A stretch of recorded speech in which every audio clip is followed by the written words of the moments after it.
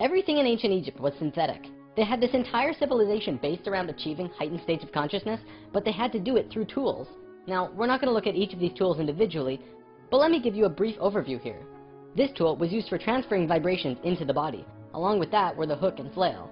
This little device was a kind of generator to increase vibrations, though there's not too much information available on it.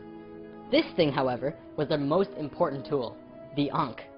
They saw the Ankh as the secret to eternal life, and they used it not as a physical tool, but as an energetic one. They would use this form and ankh their sexual energy.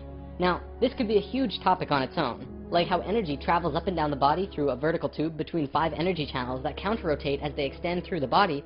But basically, sexual energy is an incredibly powerful energy. We definitely abuse it today, but what the Egyptians knew was that when you had an orgasm, a very large amount of energy bursts from your root chakra all the way up your spine to the top of your head, and then it gets released. What the Egyptians would do was when the spiral of energy hit their heart chakra, they would ankh the energy out of the back of their body and over their head and back into their body, where they would keep the energy and retain a massive energy boost.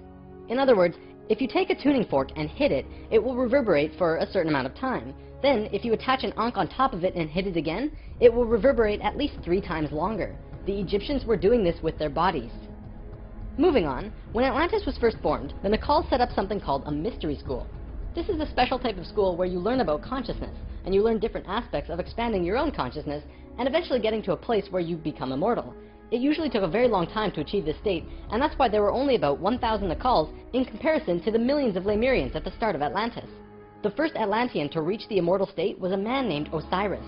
Ancient Egypt's mythology tells a story about Osiris, a man who was killed and cut up into pieces by his brother in an act of rage, and then the pieces were scattered. This event, perhaps less exaggerated than the myths, actually did happen, and it took place on Atlantis. Osiris's wife and sister retrieved the pieces, and upon returning the final piece, they restored the creative energy flow and brought his spirit back into the body. Through doing this, Osiris became immortal, and he was the first immortal of Atlantis. This story is told throughout ancient Egypt on many temple walls, and I'm going to show you why. Osiris went through the 3 stages of consciousness. The first one was whole, the second was separated from itself, included physically, and the third was whole again. The Nacals used Osiris's understanding of how he became immortal as a template for how others could do it as well, only through consciousness, without needing to be cut up, of course. This eventually became what we would call the religion of Atlantis, but it was more of a deeper understanding that they were following. This template was also used in Egypt, which we will look at now. Through this stair-step evolution, we began to change from the first level of consciousness into the second. Before the fall, we had incredible memories. It wasn't this vague recollection that we have now, but today we might see it as full-tilt 3D holographic memory. After the fall, we still had a photographic memory and could share these experiences with each other, which is called dream time. It is what the Aborigines of Australia still have today. Through the introduction of writing, however, we began to change from the first level of consciousness into the second. We lost our incredible memories and became very separate from each other and ourselves. Thoth was the one who introduced writing, and if you look at ancient Egyptian culture, it even says, Thoth brought writing to us, as well as many other things. Now that we were in the second level, over time, things began to change, and a very serious problem developed, which if it hadn't been solved, it would have caused a major catastrophe in our own near future. Basically, in Egypt, the Ascended Masters had used Osiris's genetic coding of changing chromosomes to show others the path of ascension. They developed a system of 42 and 2 gods, with a lowercase g. They were actually called Neters. Most will recognize this one. His name was Anubis. There were 42 and 2 Neters who were representative of human chromosomes. Each one of them showed a specific pathway of life or human experience, and people would follow these understandings to learn more about their life or their own reality. The problem developed when both Upper Egypt and Lower Egypt became more separated from themselves, and the meanings of these Neters were lost. Over time, the drawings of these Neters changed, and the meanings changed with them. People had no idea what they meant.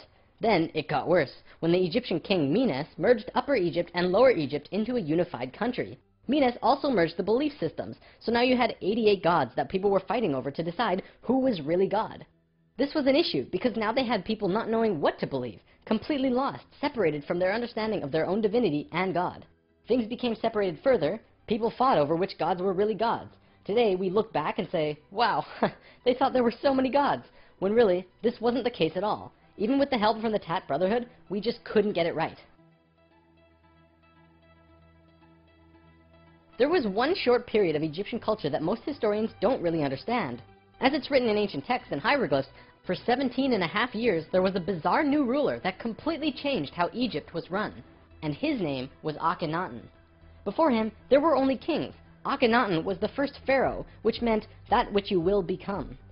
He was also, believe it or not, 15 to 16 feet tall, at least that's how he was always depicted, and had an elongated skull. Both of these aspects are related to Christ consciousness. Akhenaten abolished all previous understandings of God and tried to instill a one-God understanding in everyone. After 17 years, the majority of Egyptians revolted and Akhenaten was killed, soon to be replaced by someone else, returning to the old system. What actually happened?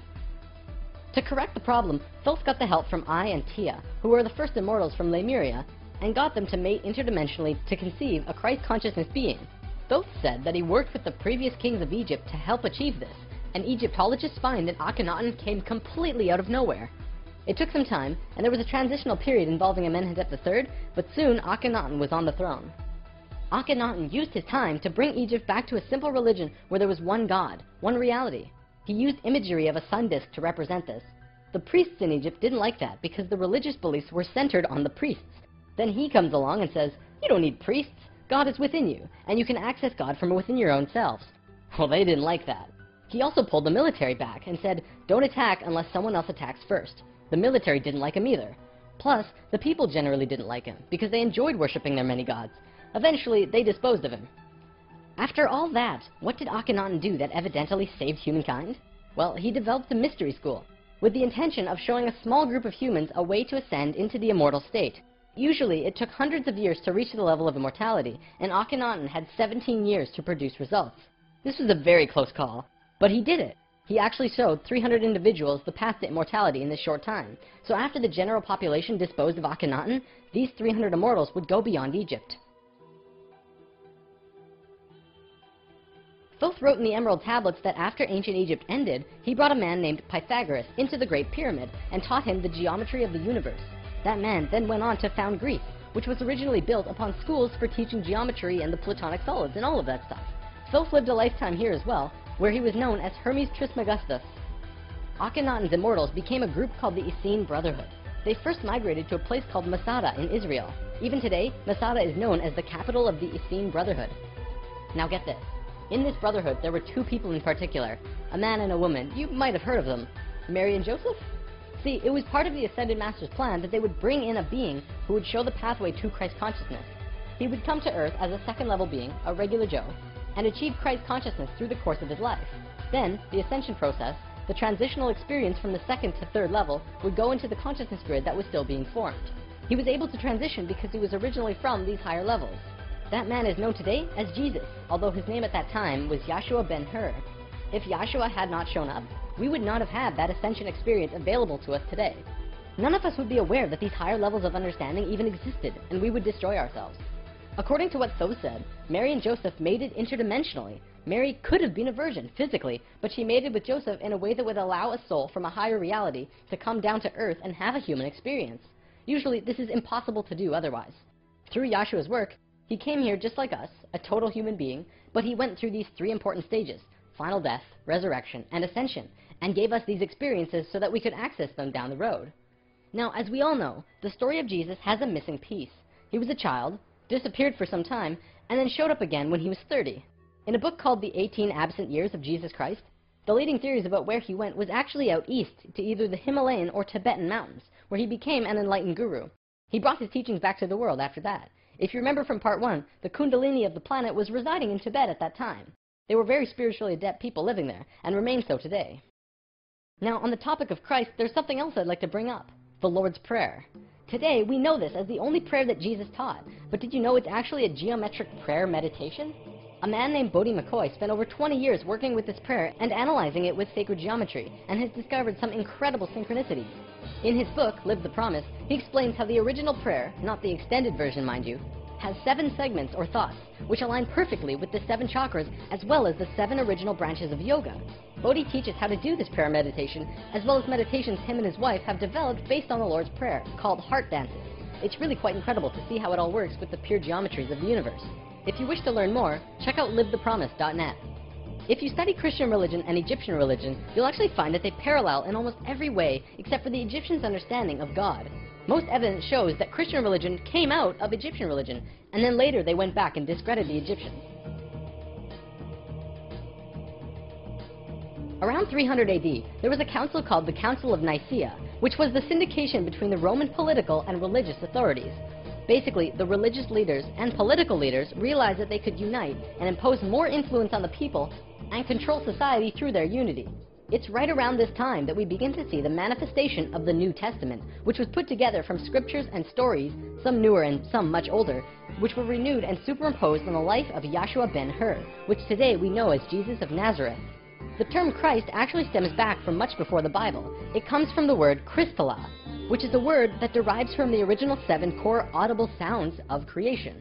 When the creation of the universe occurred, the original tones were ka, ra, ya, sa, ta, ha, la.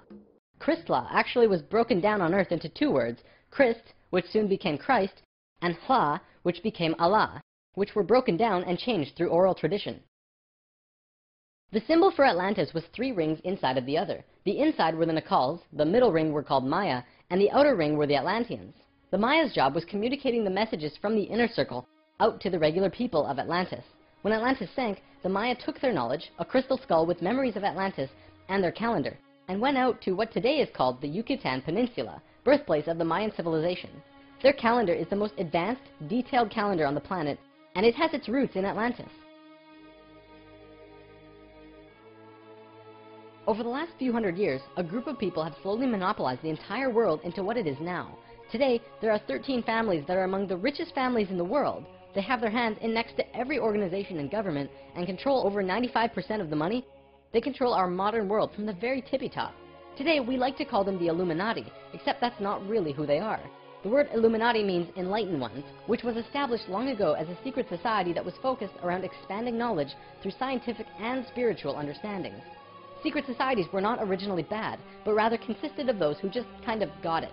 They understood information that the average person at that time would not accept and demonize. These societies had to be kept a secret because of the control that the church had and refuted against what they wanted to explore. This is where Freemasonry originally comes from. If you do the research on the time period, what probably happened was that the church, who had the majority of the control at the time, probably infiltrated some of these organizations to make sure that they were not creating plans to expose information and destroy the world order that they had created. This led to the church exposing some of the societies as devil worship and blasphemous, and fear of these groups rose. Over time, many secret societies branched off by those who were corrupt or previously infiltrated by the church and gained more control through the church and large organizations that were being established.